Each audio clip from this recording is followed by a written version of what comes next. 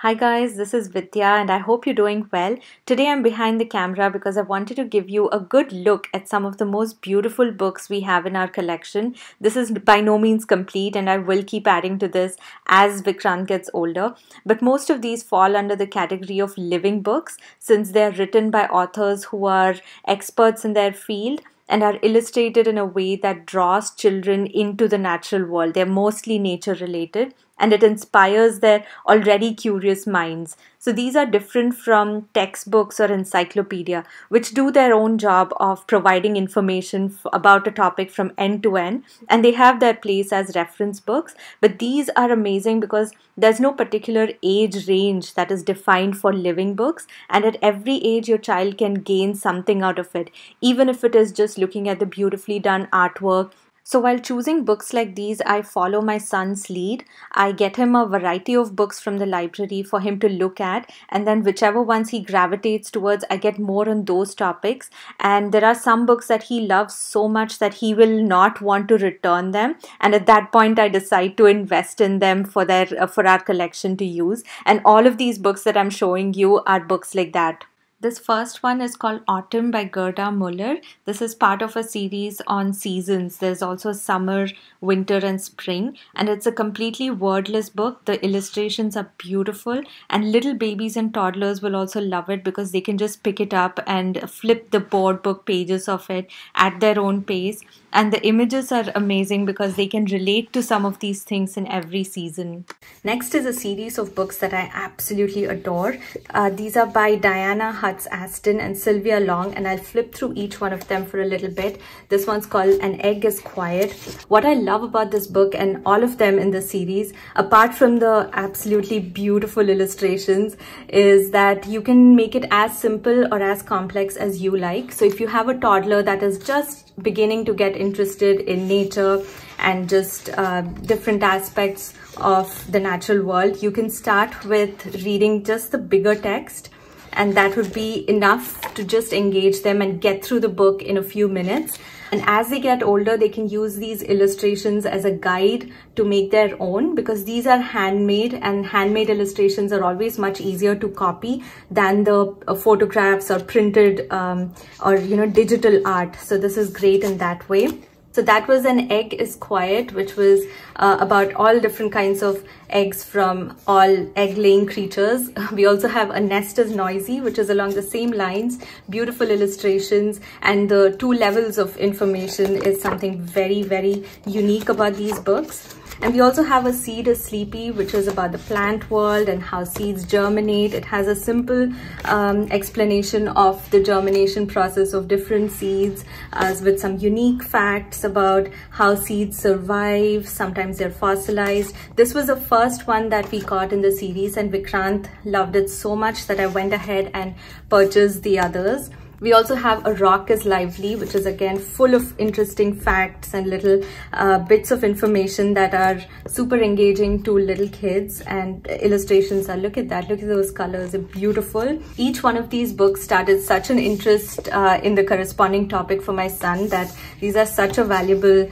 part of my collection for him. Next, I want to show you this book of poetry called Sing the Song of Seasons. This is something we do every day. This is part of our morning work. So this is a collection of 365 poems. It's a pretty big book, beautifully illustrated, and the selection of poems is also really interesting. Some of these are pretty long, as you can see. Poems themselves range from simple short poems that your child can memorize. Some of them Vikrant has memorized, and some are really complex and a little bit more subtle, so that he does not understand the hidden, like the deeper meaning behind it. There are popular poets like this, Robert Frost and Emily Dickinson, and that's Robert Frost there, and some unknown ones, or at least the ones that I haven't heard of.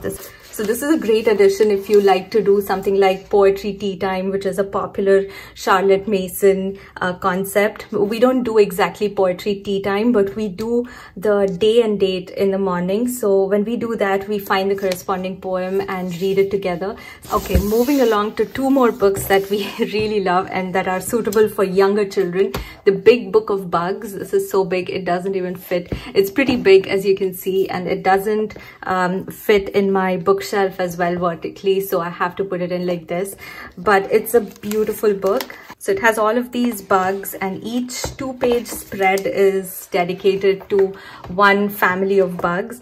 Every bug has a little bit of information on it. The only problem I have with this book is that maybe the information is too less, because Vikrant will go through these lines very quickly. Like, he'll ask me to read them all, and then he'll want to know more about that particular insect, and that would be it. Like 1, 2, 3, 4, 5 sentences per insect. It's perfect if you have a younger toddler. It's just the right amount of information to get them interested and just to be curious. But if you want to know more about each kind of bug, you will have to look it up in an encyclopedia or find some other source of information. So in every page, you have to spot a little fly. That is a small fun activity. Vikrant likes doing that. And this is also part of a series. So this one's about bugs. I'll put all the links in the description box, of course. And then another one that we recently got is the Big Book of Birds. The illustrations are very colorful, and it's on the same lines as the other books in the series. I think they also have the Big Book of the Blue, which is about oceans, and the Big Book of Beasts, which we borrowed from the library. I'll insert a clip if I can find it. And this one, you have to find a little egg that's on most of the pages. And when they lay all the pages out like this, it's easier for Vikrant to identify which page he wants to read. Sometimes he'll just flip to this one and then choose which one he wants me to read to him. So this is also pretty good. I would recommend this from 2 years on, I think, because the pictures are so captivating. They're not very accurate because they're not photographs and they're not accurately drawn. They're a bit cartoonish, but you know, it's a fun book. The thing about these books about nature is that they do not mince words when it comes to facts. Like these books have images of bugs eating other bugs, catching prey, and this has, you know, obviously it's birds, so they will catch worms. So you will need to have that conversation with your child about herbivores and carnivores. It's easy for us to understand this stuff as adults, but when you're a child and you hear the stuff for the first time, like about predators and prey, it's a little jarring. So these books definitely help if you want to talk about these things with your child, and they will give you the right kind of vocabulary, the words that you can use about nature, about the food cycle and things like that. But you will need to use your own judgment and see if you want to introduce such concepts. You know, you will have to make a call. When do I introduce the concept of predators and prey, or death and life, those things, because those things will come up. I can tell that from experience. Okay, the next book is called Robins, How They Grow Up. This is a beautiful book. This is written in a story format. It's a story of 2 little robins who narrate how they were born, how their parents formed a nest, and just animal behavior at its best, if you ask me. Vikrant learned a lot from this book, and he still continues to do so. So it's all written in a way that the robins are narrating it. So it's super easy to understand. But like I said, it will have the concepts of predators. So the squirrel is attacking the eggs, and these are not books that you can just mindlessly read. You know, you have those books where you just read to your child without really thinking about it. These are not those books. You will need to have some real conversations, but if you are ready to have those conversations, these are perfect. This book in particular has a lot about animal behavior. It talks about things like how the parents take care of their kids, how they find food, they help them to fly, about predators, how the smaller animals get eaten up by the bigger ones, how the robins compete with each other in the beginning, and then later they start working in teams, and they protect each other, they warn each other of predators. So there's a lot of animal behavior that can be learned from books like these. This is something that we borrowed from the library, and Vikrant got so attached to it. So I got a used copy off of Amazon, which is a great place to find used books, I think. Next is another series I want to talk about this is another really popular series called Food Anatomy, Farm Anatomy, Nature Anatomy, and Ocean Anatomy by Julia Rothman. These are very popular. If you haven't heard of these books, you have to go check them out because they are gorgeously illustrated. I think I've said that about every book in this video, but that's why I've chosen them, right? The illustrations are all hand-drawn, very easy to replicate as children get older, I think. And that's why they've been chosen in so many homeschool curriculums. So it gets a little bit deeper into each topic that it explores. And of course, the text is simple enough that little children can understand. Many of these concepts are too hard for Vikrant at age 4, obviously, but I expect to keep using these for many years to come. So that's Ocean Anatomy. That is, I think, the latest one that this author wrote. There's 3 books that come in a set like this. They're called Nature, Food, and Farm Anatomy. I actually got this set recently, but I had Nature Anatomy from the beginning. This is a beautiful book. If I had to choose one book to start with in this set, it would be Nature Anatomy, and the next would be Ocean. These two are our most used books. So it has a little bit of information about a variety of topics, which is great to give an overview. So it has a little bit about the parts of the earth, some parts of weather, some parts of the animal world, the plant world, the water cycle. This is a useful diagram.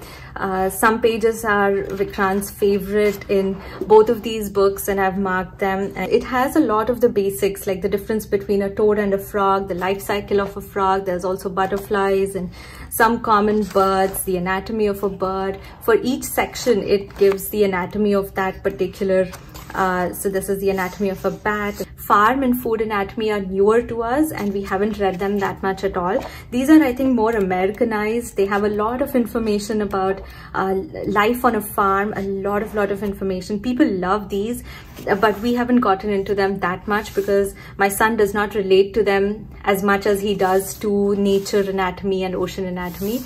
We will get into these as he gets older. Food anatomy is, I think, very interesting to grown-ups more than kids, and I think teenagers would like it. You get to explore different cuisines from different parts of the world. There are recipes included, which is great. Like if you're studying a continent or a country, you can find a recipe related to that and try it and, you know, just experience it in that way. So these are good to have in the collection, but if I had to pick 2, it would be these 2 from these beautiful books. Moving along, since we're talking about beautiful books, I have to mention this one. It's called Botanicum, Welcome to the Museum. This is also very popular, and it's a huge book. I don't think you can see just how big this is. So this book has an overview of the plant world, and each couple of pages is dedicated to one topic. And it may not look like it has that much information, but if you actually read it, it is quite sufficient for even school-going children. And the illustrations are all hand-drawn, and they're very easy to replicate. I have seen people using these as a guide. This is something we don't use on a daily basis right now because it's just way too advanced for Vikrant at 4 years old, I think. But as he gets older, he will understand more of it. And there's just so much about the scientific names, the anatomy of plants, and parts of flowers, and all of that stuff is really good to have on hand for whenever he's ready to learn. But for now, he enjoys looking at the pictures and having me read a paragraph or 2. So this is Botanicum, and they also have Animalium and Planetarium. I don't know if they have anything else, but Vikrant really loved Planetarium as well. He found that a little more interesting because I think it has a lot of information about the solar system and planets and stars and the universe, and generally that's more exciting to a 4-year-old than the anatomy of a plant, I guess. But I'm sure he'll find a lot of information as he gets older. He'll find a lot of use out of this. So I do like having that in his collection. There's 2 more books I want to talk about and then I'll wrap it up. This one's called Migration: Incredible Animal Journeys. It's basically a collection of 20 animals and their migration journeys.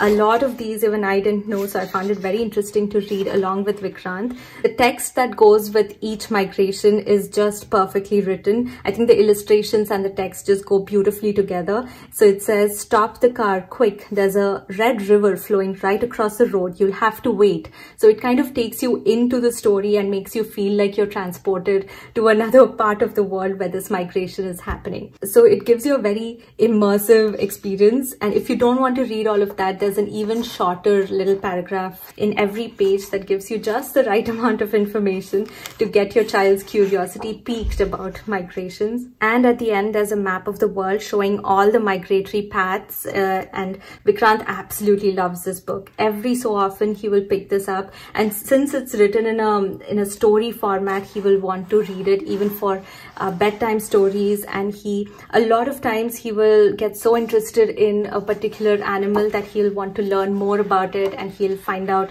where the animal lives and what it does. And like, for example, these cranes are so interesting to learn about. He will want to learn about how they're being conserved. They also touch upon conservation in some of these topics. So a beautiful, beautiful book. The last one I want to talk about is, for now, is Sky Tree. I had heard beautiful reviews about this book and this author, so I decided to pick this up from the library. I was not able to get a hard copy, and I'm not looking forward to the day we return this book because Vikrant loves it so much. It's this author is an artist, and every page is like it's a painting. It is a painting, and I feel like every page has so much detail. Vikrant even likes to look at it through a magnifying glass just to see the amount of detail that goes into it. So each page shows the same tree in the same location throughout the seasons, and a little bit of text that goes with it. As the climate changes, what happens to the tree? In the fall, the leaves change, and beautiful perspectives against the sky. This author also has other books similar to these. One is called Cloud Dance, and one is, I think, Water Dance, where he talks about the water cycle. And we also have a couple of his fiction books, which are beautifully illustrated as well. But books like these, I think, fall under a category of their own. And at the end, there's a little bit of information about each painting. I think they were done with acrylic or oil paints, I'm not sure, but beautiful, beautiful books. So that's it. Those were the books I wanted to talk about today. I hope you enjoyed getting a little glimpse into them as much as I did making this video. But if you love videos like this, please let me know in the comment section below, so I would make more of these. And there are some books that I did not include in this list because it was getting too long, but I will try and make a part 2 another time. But I will see you in the next video of mine. Until then, you take care. Bye.